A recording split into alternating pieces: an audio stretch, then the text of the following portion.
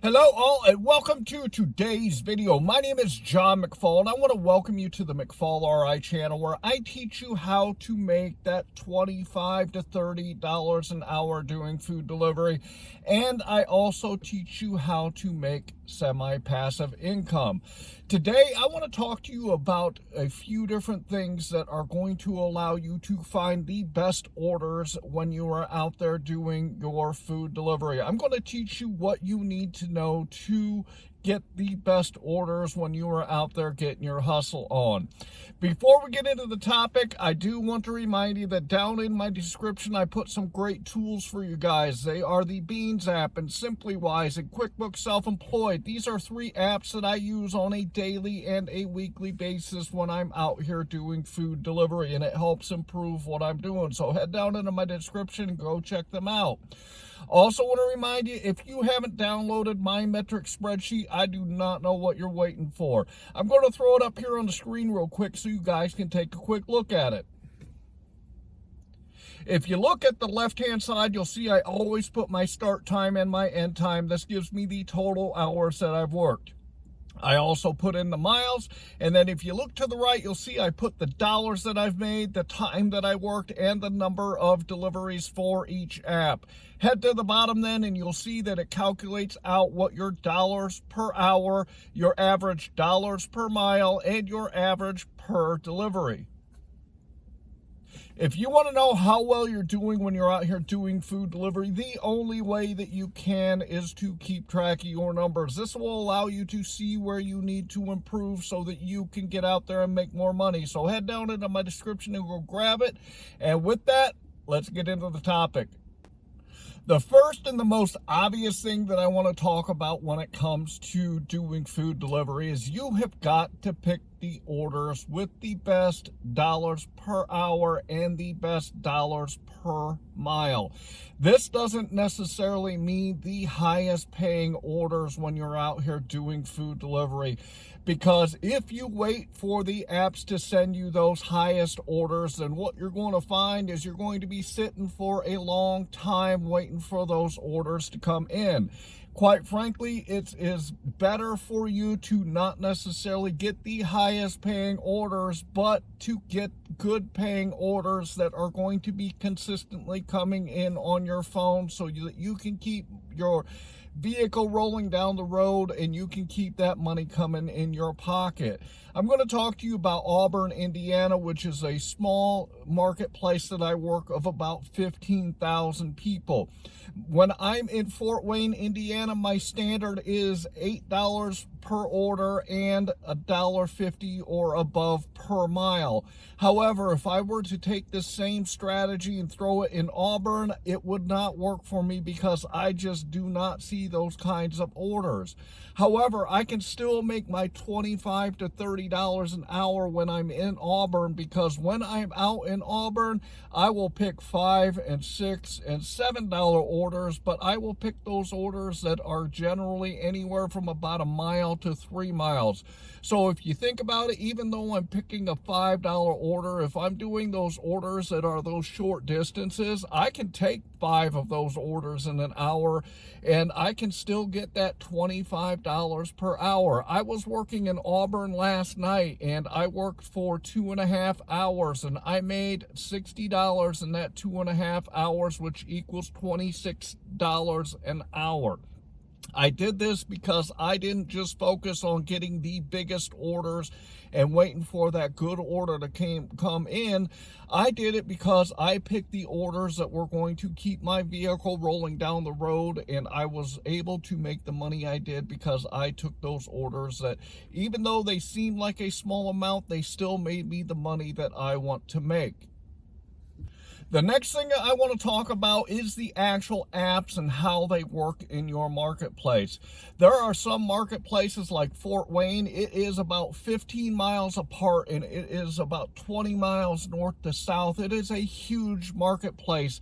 And when I get on Uber Eats, just like in any marketplace, I turn on Uber Eats wherever I am, and if there's orders, I get them. The same is true with GrubHub. If you are in your marketplace and you turn on GrubHub and there are orders, they will send them to you.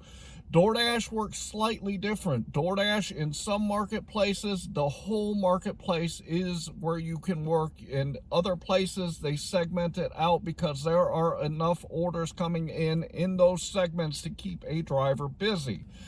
The problem that you're going to run to in this situation is a lot of gig tubers tell you to find that one segment and just work the hell out of that segment all the time. And I'm going to tell you that if you live in a segmented marketplace, that you are not necessarily going to want to pick just one segment out of that marketplace to work all the time.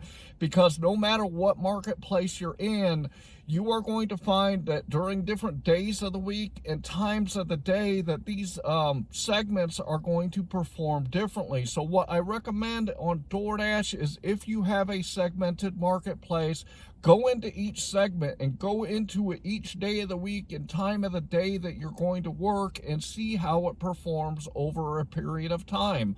And if you know, let's say the segment up here on Mondays is really bumping, go to that one. If you find that on Fridays this other segment is going to be really bumping, go to that one, and figure out how each of the segments work in your marketplace if DoorDash does this. And this will allow you to get out there and make more money and make the money that you want to make when you're out there doing food delivery. So don't rely on just one segment when you're doing food delivery. Study your marketplace and understand how it works so that you can get the most dollars per hour when you are out there doing food delivery. This is going to lead me into the final thing I want to talk about when it comes to doing food delivery.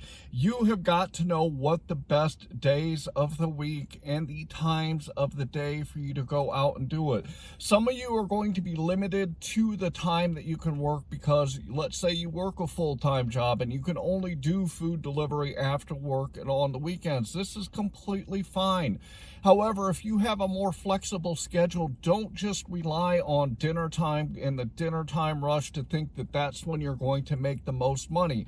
I know that in my marketplace in Fort Wayne, I can go out during lunchtime in a couple of my sweet spots and I can make really, really good money because there's a lot of businesses and restaurants that are close to these businesses, and a lot of people order food to bring it to work so that they can have their lunch. I also know that on Saturday mornings and Sunday mornings, I can make a ton of money in Fort Wayne when I go to the right sweet spots, because that is a area that I know I can get a lot of good orders, and I don't necessarily have to start working at 4 in the afternoon and work until midnight to make the money that I want to make. I can go out earlier in the day and get done earlier. So really analyze your marketplace and understand how it works, so you know that when you go out there, you can get the money that you want to make, and you don't have to rely on just the dinner time rush to get the money that you want. You can go out there at different times of the days and different days of the week to find the best orders for you. To get the best orders in your marketplace, you have got to do a few different things. And the biggest thing that you have to do is you have to understand how the apps work in your marketplace. And you also have to understand how the marketplace works. Take each of the apps and go out there and figure them out in your marketplace. And then if you multi-app like I do, then put a strategy together and find those sweet spots, as I call them, which is places where you can get good orders on all of the apps at the same time, so you have the best potential to get the best orders to make the most money when you're out there.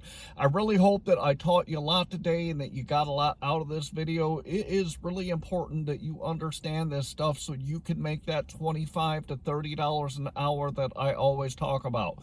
With that, I want to remind you, head down into my description and go grab the Beans app and SimplyWise and QuickBooks Self-Employed. Also, go grab my metric spreadsheet so that you can keep track of your numbers. I want to say, if you would, please subscribe to my channel and like this video. And with that, I'm going to say, I hope that you are out there getting the money that you and your family deserve. And with that, I want to say thanks.